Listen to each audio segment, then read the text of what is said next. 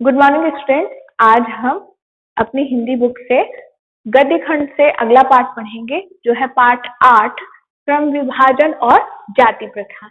इसके लेखक बाबा साहेब भीमराव अंबेडकर जी थे।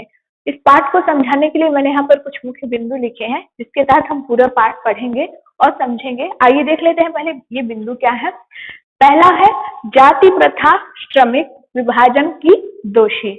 जाति प्रथा श्रमिक विभाजन की दोषी। दूसरा है भुखमरी और बेरोजगारी का कारण। तीसरा है लेखक की कल्पना का आदर्श समाज। चौथा स्वतंत्रता का अधिकार। पांचवा है समता। छठा है वंश और सामाजिक उत्तराधिकार पर भेद अनावश्यक। सातवां है राजनेताओं के व्यवहार में समता। अब इस तरह से हम पूरे पाठ में क्या है वो अच्छे से जानेंगे। इस पाठ में आपको बता दूं कि जातिवाद के आधार पर जो असमानता हमारे बीच में व्याप्त है उसी पर तार्किक खंडन किया गया, उसी पर तार्किक विरोध किया गया है। तो आइए देखते हैं। जैसे कि हमारा पहला पॉइंट है जाति प्रथा श्रमिक विभाजन का दोषी। तो इसमें क्या है ये देख लेते हैं। इस युग में कुछ लोग जातिवाद के समर्थक हैं। वे मानते हैं कि कार्य कुशलता के आधार पर श्रम विभाजन आवश्यक है, परंतु इसमें आपत्ति इस बात पर है कि जाति प्रथा जातिवाद श्रम विभाजन के साथ साथ श्रमिक विभाजन भी करता है।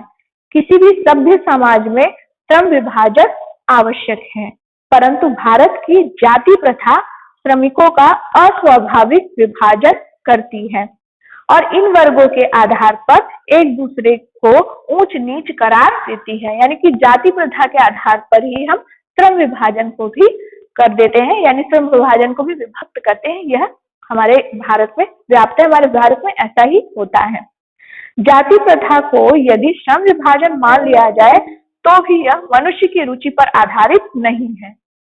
सक्षम समाज को चाहिए कि वह व्यक्तियों को अपनी रुचि के अनुसार पेशा यानी व्यवसाय चुनने के योग्य बनाए। इसके विपरीत जाति प्रथा मनुष्य को माता पिता के सामाजिक स्तर के अनुसार व्यवसाय या पेशा अपनाने के लिए मजबूर करती है। हमारे यहाँ क्या होता है, जैसी जाति होती है वैसा उसको कार्य दे दिया जाता है, लेकिन ऐसा नहीं होना चाहिए। उसके अंदर जो क्षमता हो, जो योग्यता हो, उसके आधार पर हमें श्रम विभाजन करना चाहिए, ना कि जाति प्रथा के आधार पर।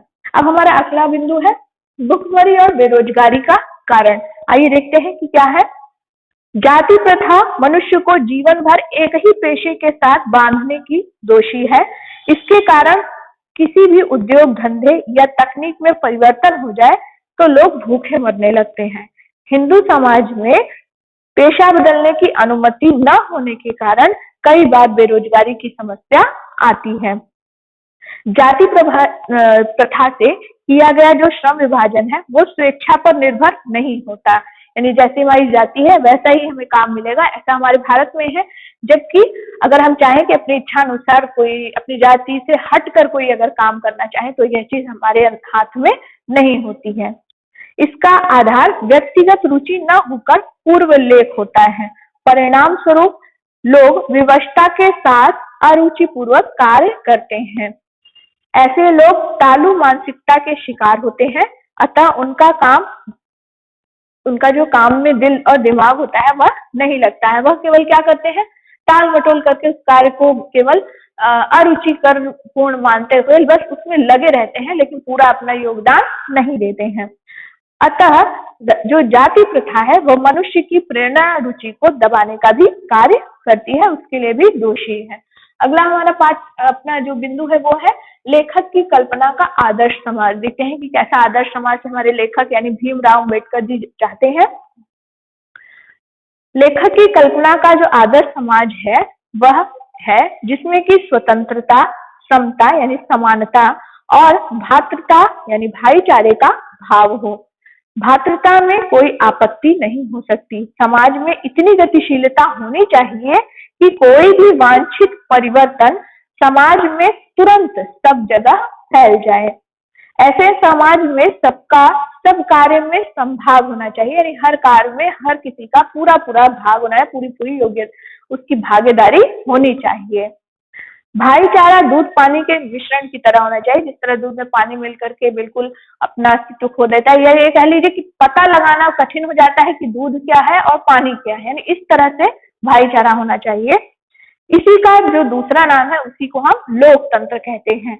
लोकतंत्र वास्तव में शासन की पद्धति ही नहीं बल्कि सामूहिक जीवनचर्या और अनुभवों के सामूहिक आदान प्रदान का नाम है। इसमें अपने साथियों के प्रति श्रद्धा तथा सम्मान का जो भाव है वह अवश्य होना चाहिए। अगला है हमारा स्वतंत्रता का अधिकार। अब यहाँ देख लीजिए, आवागमन, जीवन तथा शारीरिक सुरक्षा की स्वतंत्रता का विरोध कोई नहीं करता।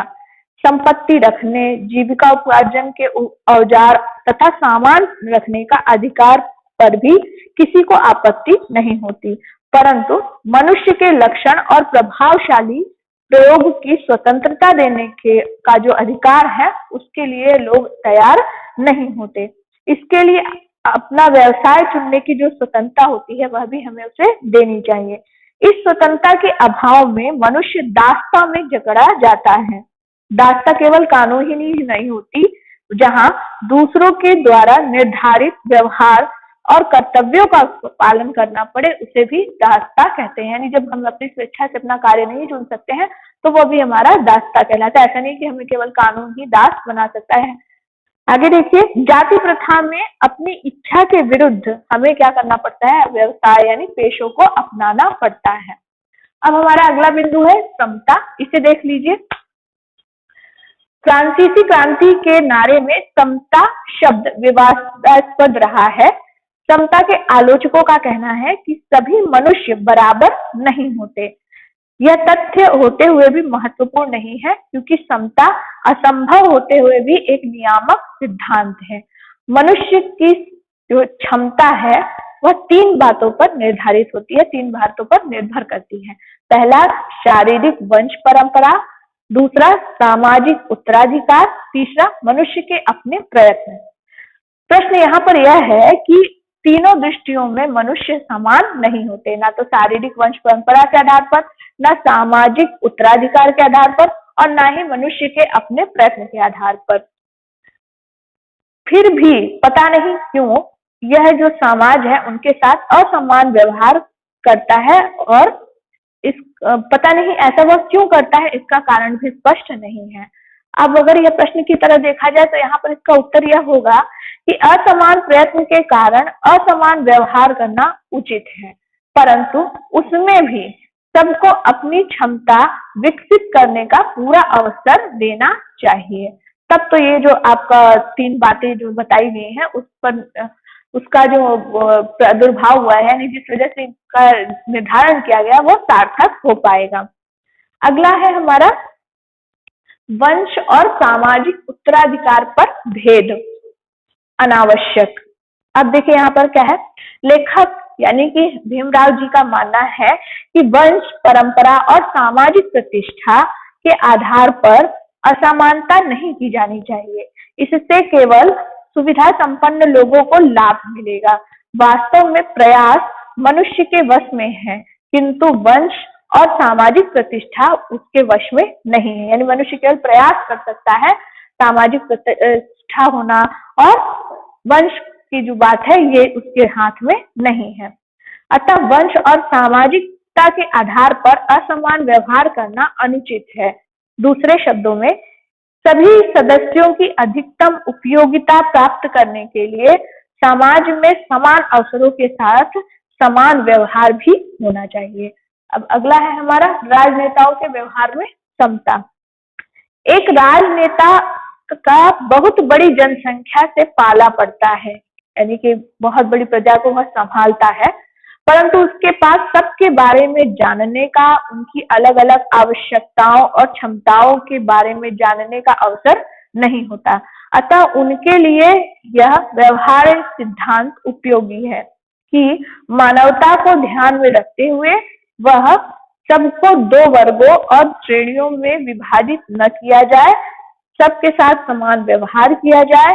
राजनीतिज्ञ सबके साथ समान व्यवहार इसलिए करता है क्योंकि वर्गीकरण और जो श्रेणीकरण है वह उसके लिए संभव नहीं है। अतः यद्यपि समता एक काल्पनिक वस्तु है, फिर भी राजनीतिज्ञों के लिए यह एक मात्र मार्ग और उपाय है कि समता के आधार पर ही उन्हें क्या करना चाहिए, शासन करना चाहिए। तो इस तरह से हमने देखा कि किस तरह से जो जातिवाद है उसके आधार पर जो श्रम विभाजन किया जाता है उसका पूरी तरह से खंडन हमारे जो लेखक हैं बाबा साहेब भीमराव अम्बेडकर जी उन्होंने किया है, और वही बात को समझाने के लिए इस पूरे पाठ में अपने विचार प्रस्तुत किए हैं। आशा करते हैं कि आपको ये पाठ अच्छे से समझ में आ गया होगा। अब आपको इसको घर पर फिर से पढ़ना है और फिर से दोहराना है। धन्यवाद।